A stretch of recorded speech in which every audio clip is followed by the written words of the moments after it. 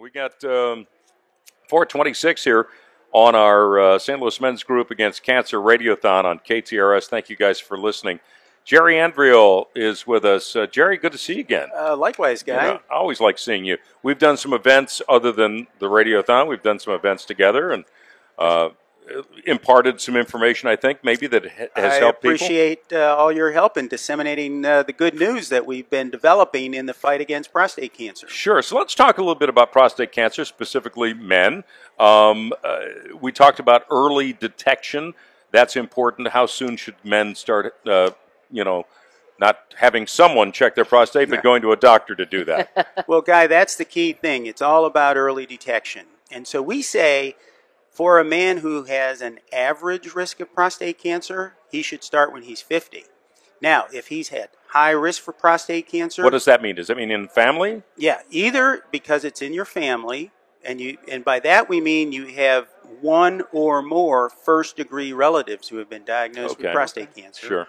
Or, if the man is African-American, those men ought to start getting tested in their 40s. Really? Okay, so the incidence of prostate cancer is greater in African-American men than it is in Caucasian? The incidence and the aggressiveness of the cancer, really, particularly among urban-dwelling African-American men, is very high.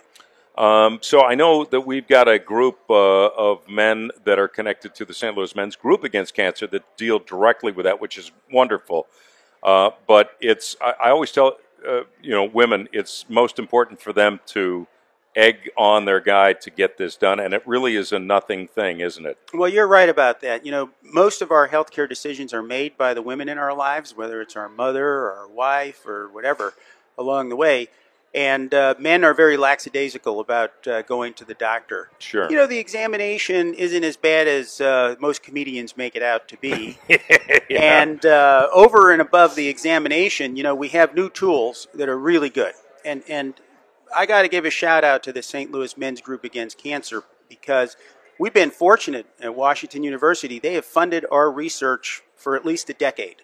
Wow. And over that decade, we have done a series of investigations, and we've now developed our own Washington University St. Louis Men's Group Against Cancer risk calculator. Wow. So a man who's concerned that he might have prostate cancer can go to our webpage. He can put in what he knows about himself, his PSA, his age, a little bit about his family history. But more importantly, if he's had an MRI scan of the prostate, which is really crucial, specific results from that MRI. Puts all that data in there, presses a button, and we read out to him the probability or the chance that he is harboring an aggressive prostate cancer. So let me ask you about this too, because, and I think men just turn a blind eye to it sometimes. There really aren't a lot of symptoms involved, are there? If a man waits until he has symptoms, yeah, probably too late in the game to cure him. Wow. We can do a lot for him. Yes. But we cannot cure him. And that's why it's all about early detection. You're feeling good, have your PSA test, go visit your doctor, and if either the examination or the PSA test is abnormal, get yourself an MRI. Dr. Jerry Andriol is with us from Washington University. Any new movement on prostate cancers? There's a lot of good things going on, both at the front end and the back end. So, for example, on the front end, let's say you're a youngish man and your dad and your uncle both had prostate cancer.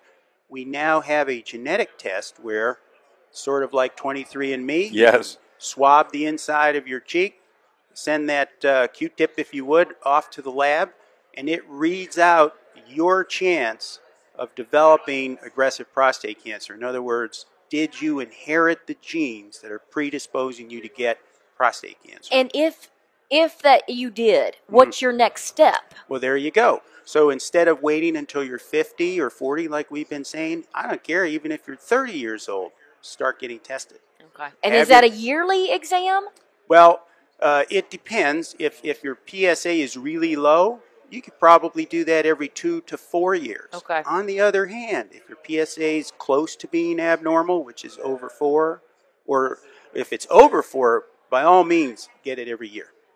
All right, so I'm going to ask you a question that as we were talking, if somebody had asked me this same question, I wouldn't know how to answer. What is cancer? I mean, because it comes in many different forms. How does it manifest itself? Cancer is uncontrolled cellular growth and replication.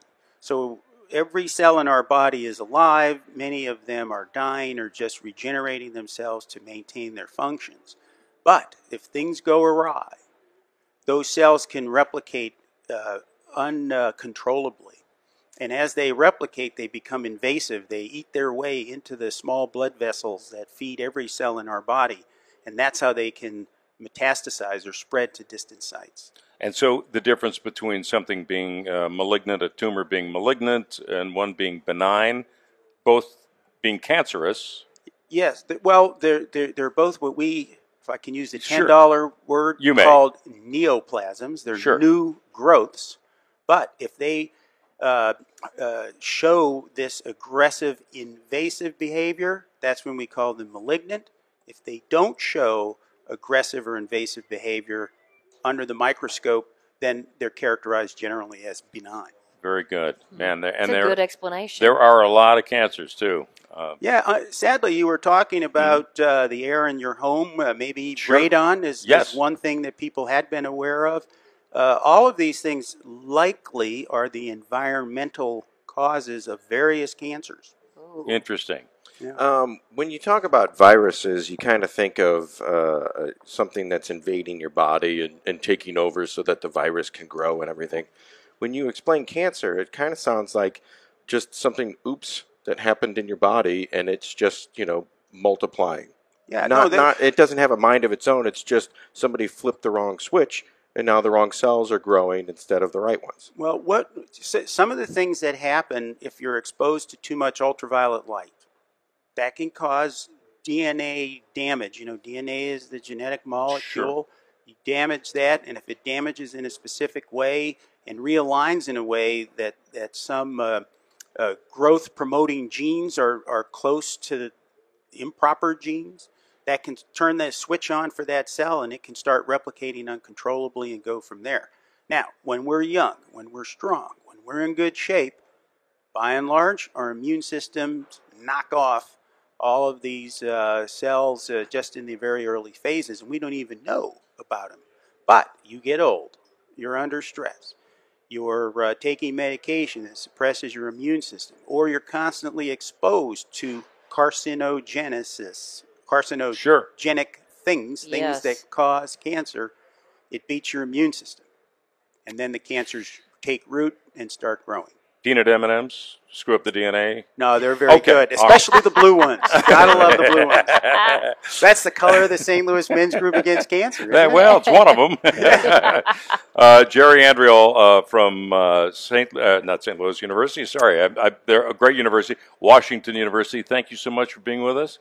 It's great to see you again. I really appreciate the opportunity, and I really appreciate the great support of the men's group. You'll always fantastic. Yeah, thanks again. All right. I'll see you soon, Jerry. Thanks you so much for being on the show. Thank you. 4:35, let's take a look at traffic.